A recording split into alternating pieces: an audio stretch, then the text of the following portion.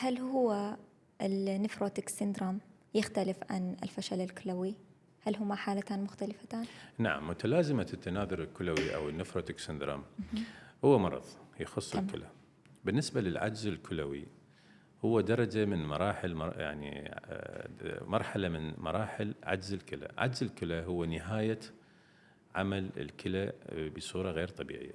طبعا درجات عجز الكلى هي 5 درجات، الأولى والثانية، الثالثة تنقسم درجتين وتعتمد على ما يسمى بالاستيميتد GFR، يعني وحدة عمل النفرون.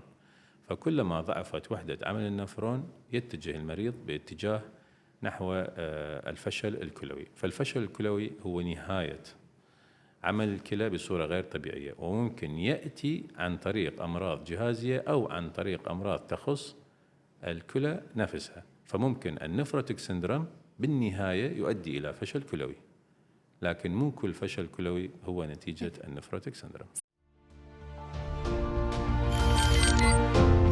مهربانی دڵسۆزی و لێزانی